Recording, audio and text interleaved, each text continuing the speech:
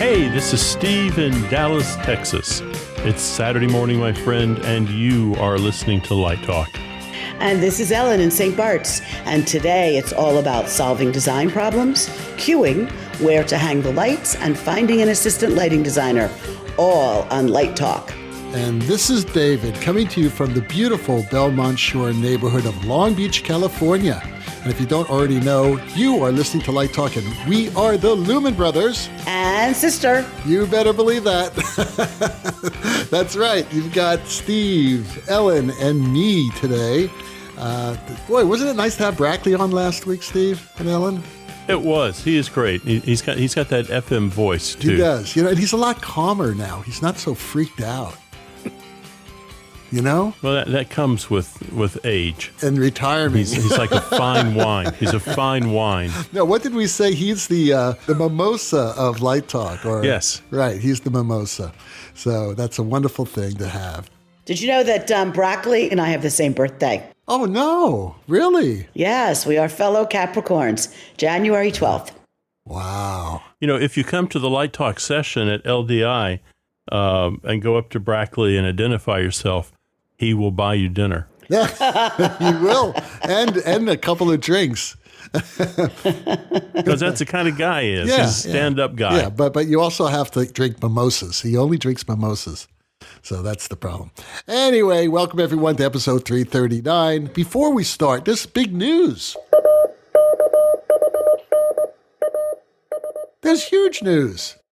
The Writers Guild has ended the strike. They've agreed. Well, did they sign? Well, no, Signed, they haven't sealed, and signed yet, delivered? but they've taken down the picketers. They are not picketing anymore, and I guess they're going back to work. Well, we don't know yet. Are they going to still honor, though, the Screen Actors Guild? They have to. Right? They have to. nobody to write for. SAG didn't cross their lines. That's right. But I think SAG will probably be happy in about a week. Yeah, well, we'll see. Okay. They think they can wait the actors out, but we'll find out for sure. Anyway, so that's the big news of the day, and let's get started. Steve has our first listener question. It is Angie in Montana, and she asks, what is your process for cueing lights during a production? Well, you know, I looked at that question, and I thought there's a couple different ways to answer this. So I'll answer it both ways. First, when I'm creating a light plot, I'm kind of cueing the show as I go right then, because I kind of look at what do I need for page 1, and I design that. What do I need for page 2? I'm working with an assistant, and we're starting to create a rough cue list during that process as I'm developing the show. You know, I usually start by blocking out major lighting changes and then fill in the details as needed. And of course, I like to work with the director during the rehearsal process, to be in the room with them and see what they're doing and chat about some options we might have. So that's one way. Now, the question says, process for cueing lights during a production. So I'm going to assume you're asking, do I work over rehearsal?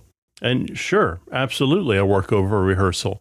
I'm sensitive to not being a distraction to the director or the actors, and I certainly don't just black people out. But yes, I like working over rehearsal. I like watching the evolution of once the director gets into the theater. And frankly, at a lot of, I'm not a Broadway designer, so a lot of the theaters I work at are university or smaller theaters, and I think the rehearsal room is just a suggestion of what the director's going to do. They walk onto stage, and all of a sudden, they have the set, they have the furniture, and they start effectively reblocking the show. They start expanding and contracting as the stage allows them. So I find working over rehearsal pretty vital, and it allows us to get a few days jump on the show before we start the dreaded tech rehearsal. What about you, David? Well, what is your process for cueing? I agree with you, Steve. I mean, working over rehearsals is fabulous when you have the opportunity to do that. But, you know, I start cueing when I first read the script, to tell you the truth. I break down the show into what's called a design score. And it's basically, you know, what how the show is composed as far as scenes, transitions, music, dramatic moments, dramatic actions. I actually, jot this down. I teach my students how to do this too, because it helps them understand how a play is structured.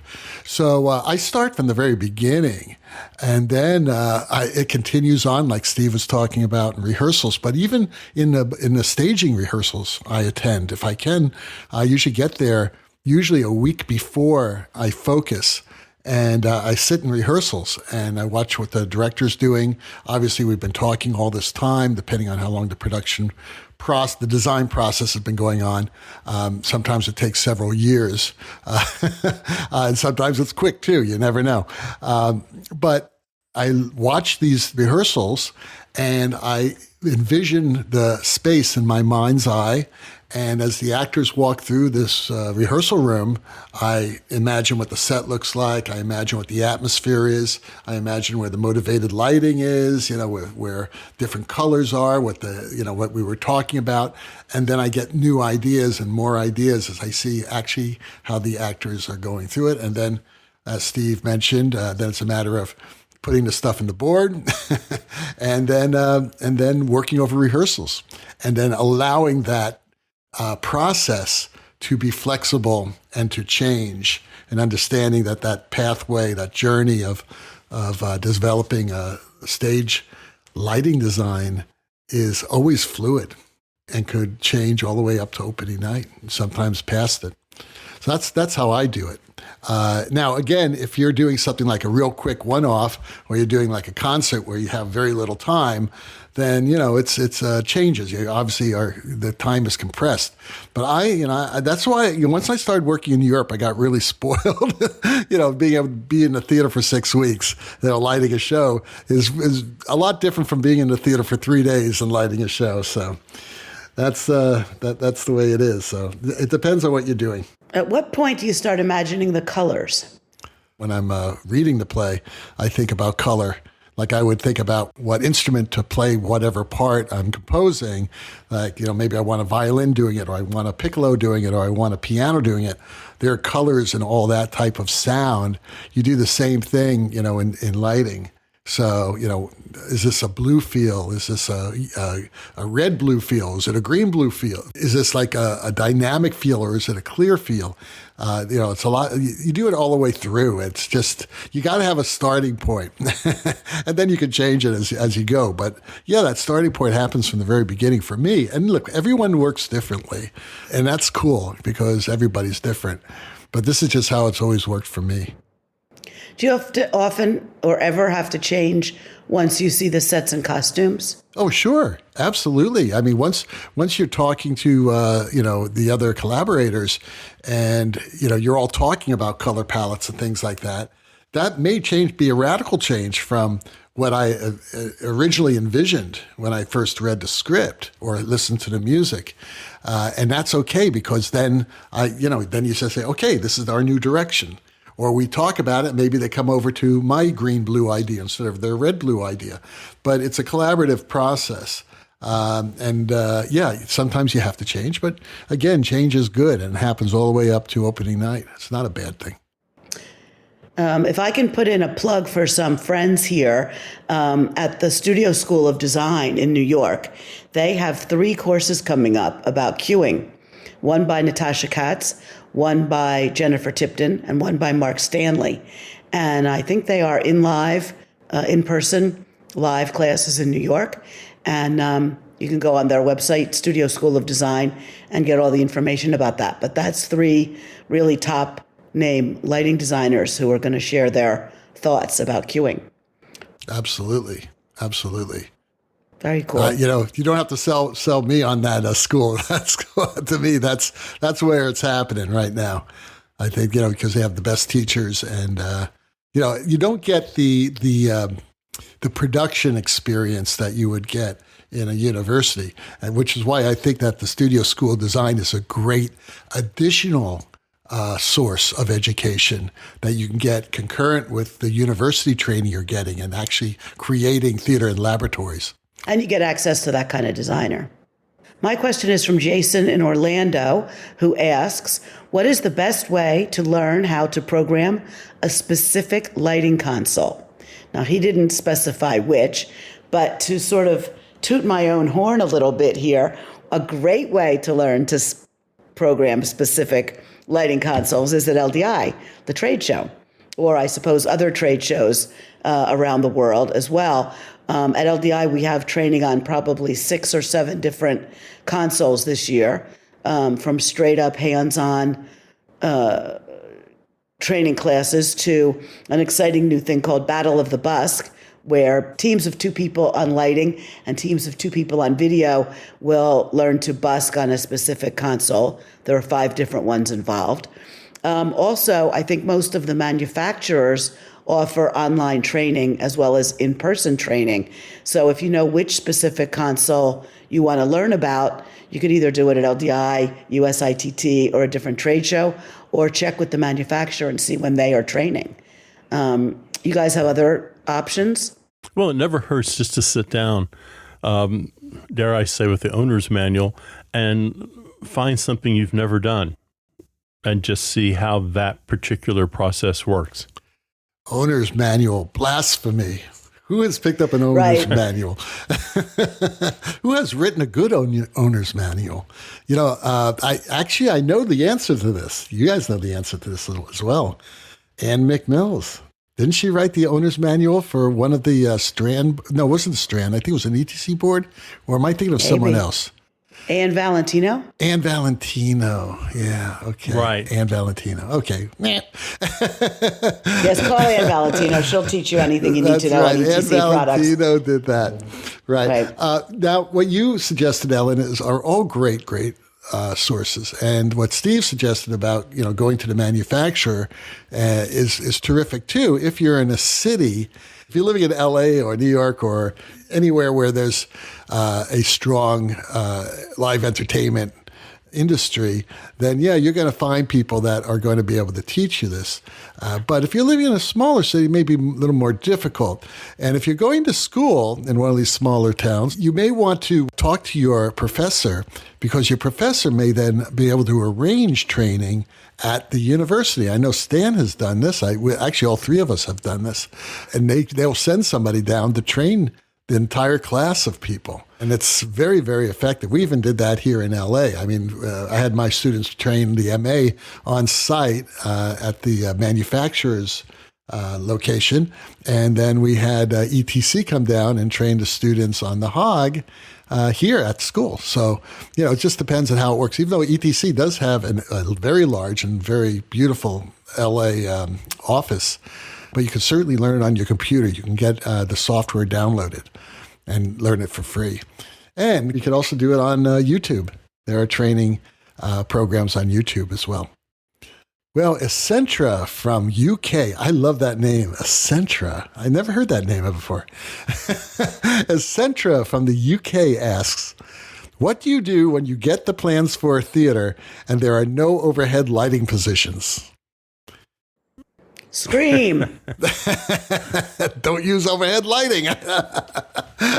That's one. You don't have to have lights overhead. You can have lights at low angles but there are ways. There are ways. First of all, you got to find out why there are no overhead lighting positions. And if you can install some type of lighting truss work, either by hanging it from a ceiling points or actually have it floor supported. That's another possibility. But if none of that's possible, then you really need to rethink the lighting and you need to come in from lower angles. Or the side. Yeah, exactly. I have done shows where everything was on the floor. It's either on the sides, on booms, and that looks pretty damn cool, okay? So you can get away with, actually, if you gave me a choice, you can either have only overhead lighting or only side lighting and deck lighting, I would... There'd be no thinking about that at all. Just give me the side light. That's all I need. It's a lot more interesting and a lot more powerful, and you can still see everything. So it's not like you have to bury light on the floor. And you don't have to light the floor. That's also a great thing, not having overhead, is that your light's not going to travel hit the actor and continue onto the floor. And then you can see all these big splotches on the floor that a lot of people, for some reason, just ignore. And that's not a good thing. I mean, you talk to, when Theron used to say all the time, I used to ask her, why do you light from the balcony? She goes, because I can see the floor. And the floor is very important. And what I do is I like to light at least up on a rake, a higher rake in the back of the house so I can see the floor, because you're composing the floor as well. But a lot of people don't teach that. I find that rather strange. There's also some theaters have, more like a symphony hall maybe would have coves in the ceiling out over the audience that could be used for different angled of front light, if not overhead. Yeah. I mean, yes, if they have some front of house, coves, that would, give you a little bit of face light coming from the front. But still, the lighting angles you can get from the side are priceless. Well, it's not that unusual. I mean, we've both been to some small places in Europe, and you go to these little outdoor festivals maybe, and all they have are scaffolding. And the scaffolding is wrapped around the stage. There's nothing overhead. There might be a follow spot position out front, and all of a sudden you've got all these PC spotlights on side scaffolding. I agree. I think you can get a lot more mileage out of one side light than you can a couple backlights. I mean, it's so much more flexible for the performer to move through than a backlight is. But you would know that because you're a dance guy. You know what I mean? Well, you grew up in side light, which is awesome. I mean, and you go back, I don't think CBGB's had any overhead light. I think they were all front and side back in the day. So it's not that unusual. You are listening to Light Talk with the Lumen Brothers and sister. And today, Light Talk is sponsored by Almost Appropriate Theatrical Services. Have you been sitting at home waiting for that call that never seems to come? Are you pining for the moment that phone will ring and the voice on the other end asks you for your availability for the show of your dreams? Are you hoping against hope that someone, anyone, calls and asks you to light a freaking show? Any show, for God's sake. Well, it's time to stop whining because no one seems to want you. It is time to create your own successful career with Almost Appropriate Theatrical Services Career Maker. That's right, Career Maker will automatically sense when you are at your lowest moment of depression and will automatically call your cell phone with fabulous career-making offers. Some of our most popular messages are, "Hello, Tommy? This is the late Joseph Papp. Ken Billington is unavailable, and I am calling to offer you to light the new Broadway production of Lin-Manuel Miranda's Everything Stops." Or, "Hey, Janine, how would you like to light a new production of David Byrne's new high seas nautical musical, Yacht Rock Madness? The show takes place on a boat sailing down the East River." Or for those especially dark, depressing days, a press of the red "I'm so ready to get out of the theater" button gets you, "Hi, baby, this is Tayler Swift. I have always fantasized of you on stage measuring my lighting levels." Sure, these are not real messages, but it will sure make you feel better. Almost Appropriate Theatrical Services, Career Maker. In your dreams, baby. Let me just say, you do an exceptional Tayler Swift. If I didn't know it was you, I would have thought we had spent some money and gotten her in. How about her giving out $100,000 to the stage crew? Yes. That was nice. Yes. Well, she was at the Kansas City Chiefs game. Kansas City. Because she's dating the tight end. What's his name? I keep forgetting his name. Kelsey, right. And she's dating him, and she was in the box with his mother. Now, that's a serious relationship right there. If you can sit with your boyfriend's mother for 3 hours, you know what I mean? What are they talking about? That's what Lori kept on saying. What are they talking about up there? Did you see where his jersey sales went up 400% that day? Of course, yes. A lot of fans. Oh, that's funny. Swifties. The Swifties are buying them. And now, back to Light Talk.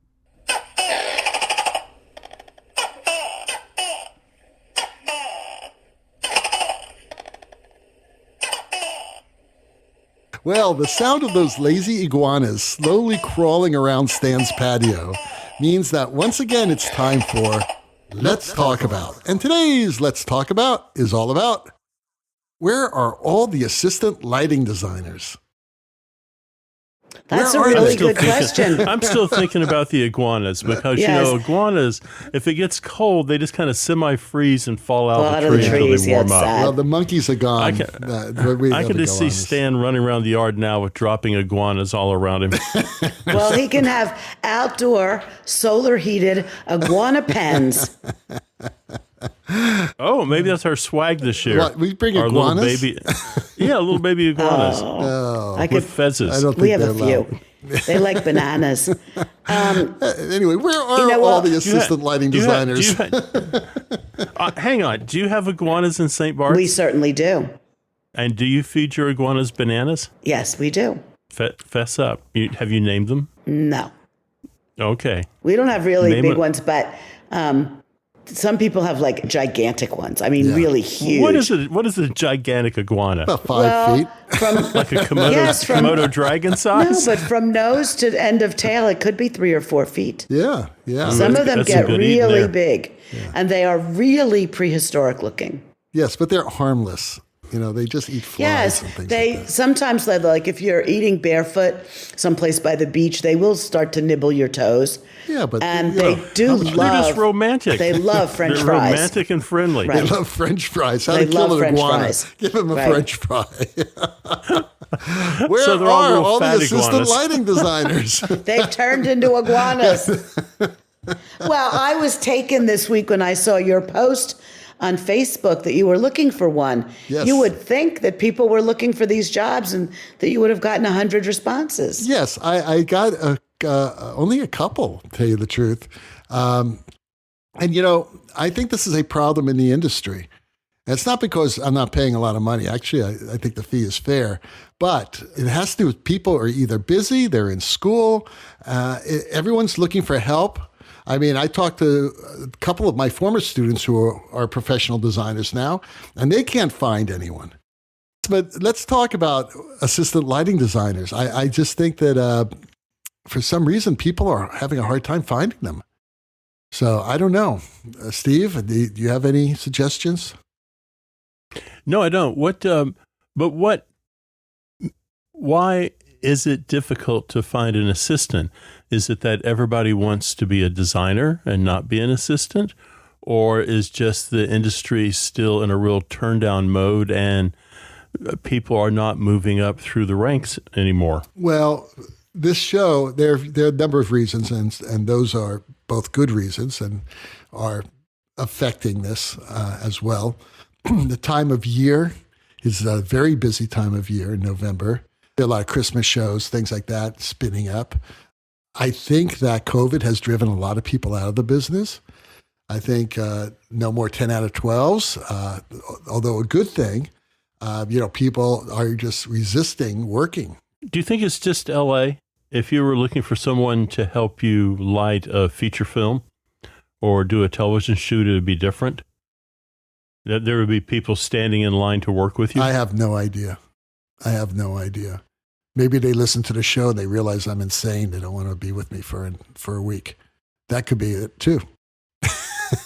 But you said that your regular assistant is busy. Oh, they're all busy. They're all moved on. I don't do that many shows anymore, to tell you the truth.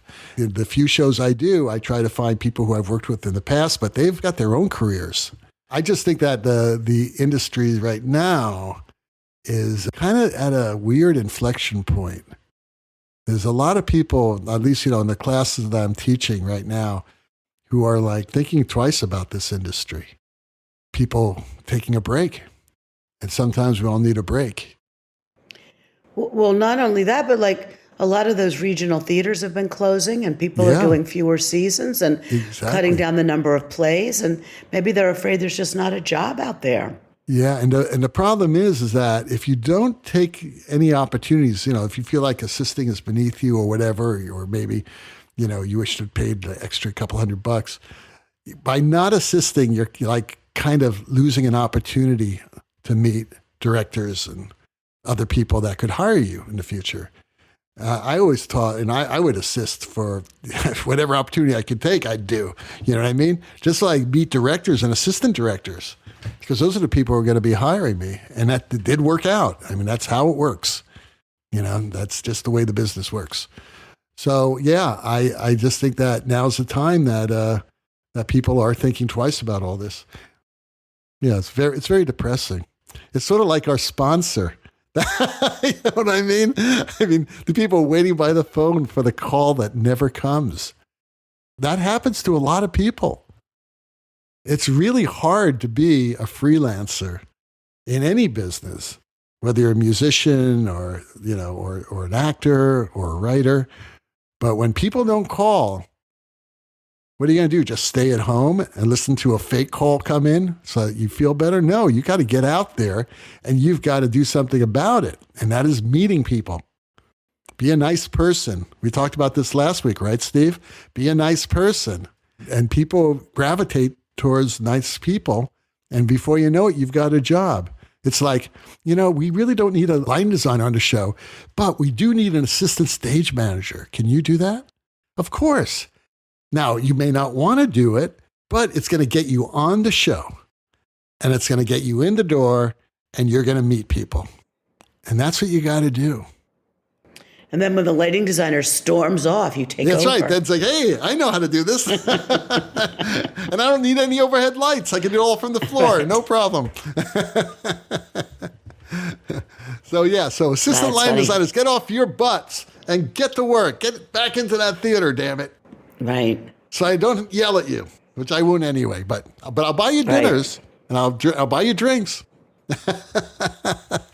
Speaking of Ann McMills, didn't she write a book about the assistant lighting designer's handbook? She did. It's like in its second or third printing already. I know. It's really exciting. And I hear that Career Maker is supporting that new edition. So, you know, in your dreams, baby. Well, maybe Tayler will call you tomorrow. Who knows? That's right. Tayler Swift. She is ready for it. So Steve has. Go ahead. No. Look at the happy phone. We don't want to end with the depressing thing. We don't want to end with the depressing we'll make it cheery Tayler then. Swift phone call. Yeah. Well, look at who's signed to do the Super Bowl today. Who? Did you see Usher? Is he still around? 8-time Grammy Award winner. He's been snubbed for years at the Super Bowl. This is going to be the halftime show. It's in Brackley World this year. It's out in Vegas this year. That's right. They should have it inside the giant sphere. That'd be cool. Ellen, we need to get into that sphere. Can we get into the sphere during LDI? Well, You're staring at us, Ellen. so far, no, we have not been able to get a tour, but if anything happens, I'll let you know. Please, because that looks totally awesome. I think if you told them we were going to do light talk from the sphere, I think that would open some doors for you. I think Stan would have flashbacks, LSD flashbacks in there. You know, Paul McCartney told me never to drop names. But you tell them that David Jacques wants to see that sphere, and the door's going to open up. They'll swing open. That's funny. Yeah, That's funny. Kick Bono and YouTube out of there. Who needs them, right? Have light talk in there. YouTube. They're performing that Saturday night right before LDI starts, too. Oh, really? Yep. Are you going? You go online. You, too, could get tickets for $350. No, that's the only time you two can perform. They're not going to perform on a Sunday night with light talk and no. LDI going. No one will be there. No one would be there. They'll all be at the convention center with us. or at the Circle Bar. The Circle Bar. Who wants to see Bono when you can be at Light Talk Central in the Circle Bar? Okay. So Steve has our last question of the day. Rob in Dallas asks, what questions do you ask yourself when you're starting a design? Well, I'm going to refer you to about 35 minutes ago when David was talking. I think he really covered this pretty well. You know, when I'm doing the design, I'm starting, kind of 4 or 5 questions. I'm thinking, how is the set going to be used by the director, and what are the intentions of the set designer, and how I can be part of that. How much light does the show really need? When I start thinking about budgeting and how I'm structuring cues, what kind of lighting do I need for the show? What am I trying to create on stage? And I also spend a lot of time thinking actually about color and what are the color needs for this show. And I think probably that's the thing I think most about, and how I'm going to incorporate the color into the show. I'm doing a silly little thing right now, and I've got this big cyc, and I'm starting to wrap the color from the cyc into the side light and bring that color into the show. And that's just connecting the world a little bit better for me. But I just, again, as David said, I kind of try to imagine the show while I'm drafting it, while I'm reading the play, and then I start going, what are my needs? What do I need? And then I just do it page by page. And when I solve the problems of page 1, I move on to page 2. David, do you have anything to add? No. How the questions you ask yourself? I mean, you kind of covered this a while ago. Yeah, right. Just rewind about 20 minutes and you'll hear the answer. It's well, when starting a design, it's funny because there are some silly things that I ask myself, like, okay, if I'm doing 3 shows at the same time, how much is this one paying, and how much time should I put to this one? A lot of people stack shows. They do like multiple shows at the same time, and I did that for years. But you do have to set priorities. I have fallen into that trap. I don't know what I was thinking. I think it's because I need a new fence for my yard. But I agreed to do 3 shows in 10 weeks. That's a stupid thing to do, Steve. You should know better than that. It was a really stupid thing to do. But I have to tell you, man, when the checks keep rolling in, I'm kind of excited about that. But I thought, what in the world was I thinking?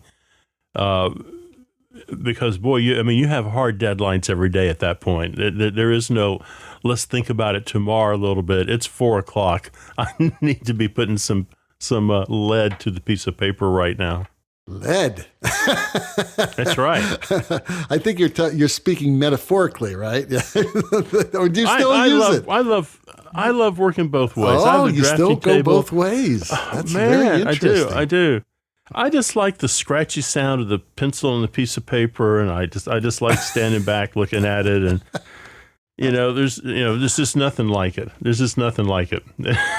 It's like it takes hours and hours and hours as opposed to minutes and minutes of drafting. I'm like cleaning out my office at school. Every day I bring home like 5 or 6 books, and a lot of the production books that I've kept forever, I just throw everything out. The only ones I've saved are shows that maybe revived, but there aren't many of those because most of them have already reached a digital domain. But a lot of that stuff from the 80s and 90s, and early aughts, they were all hand drafted. Years. They were hand drafted, and I threw them away. And I actually took a shot of one of the production books with the paperwork I was throwing away. And one of my former grad students from SMU, she posted, "Hey, that's my drafting. Why are you throwing that away? I worked on that show really hard." She recognized it, Suzanne Lavender, and she recognized it because we did that show together in Virginia at the Virginia Opera back in 1990 something. She was teasing me, but it was like, "Oh, I would send it to you, but it was all moldy. I mean, literally, you don't want this mold in your house." And then you got to pay $20 to ship it. I am very grateful. Do not get me wrong. I am super grateful, and it's being really useful. Frances Aronson is cleaning out her studio, and I'm just getting tons of paperwork and drawing. And I'm using that in class and showing people stuff. And this is how a Broadway plot looks. But you're right. It's one thing to have, the corner of my office now is just like the back of my garage with Frances Aronson stuff sitting in here. But boy, I do kind of look at that and think, maybe I'll digitize all this and get it down to a thumb drive. Exactly. That would be great. Yeah, get rid of it all. That's what I say. Get rid of it all. Because when you retire, you want to start anew. I'm a rock and roller again now. I'm like, forget about all this other stuff. I'm just going to play rock music and soul music and R&B. I'm very happy doing this. Are you going to play any Usher songs? No. I only do Kate Bush. Kate Bush I will do all night long, but I'm not doing Usher. That's for damn sure. Well, the rocking sounds of the luminoids tell us that once again you've spent another morning listening to Light Talk. You can hear our show on just about every podcast site out there. Check out our website at lighttalk.org and be sure to follow us on Facebook and subscribe to our podcast. That way you will not miss a second of Light Talk insanity. No guarantee is offered regarding the accuracy of any statements or opinions made on this podcast. However, if you do decide to litigate, the Snoot Group, with the legal team of Sparks, Burnout, and Chase, will defend us until our retirement funds are depleted. Light Talk is written and produced by the Lumen Brothers. And sister.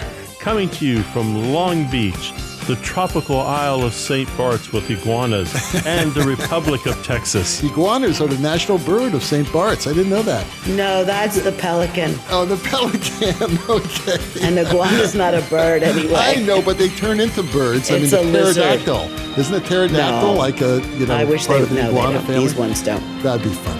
And be sure to join us next week when we talk about more lighting shenanigans, more iguanas, and serve you more of our iguana casserole of nonsense.